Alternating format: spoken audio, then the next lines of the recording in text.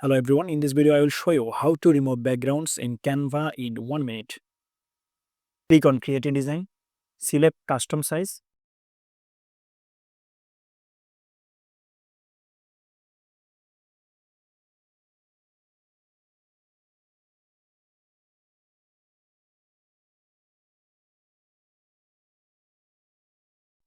Go to the Upload section, upload your image, or if you want to copy and paste from the website, just copy it and paste it into the whiteboard.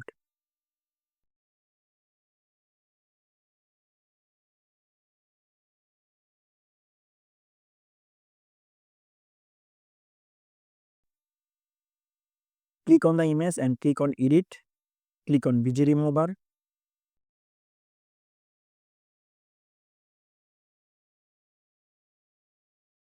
Now the file is ready to export.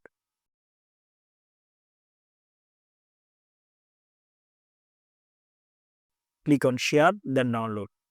Make sure to select the file type PNG and check the transparent background option, otherwise the image will not be transparent. Thank you.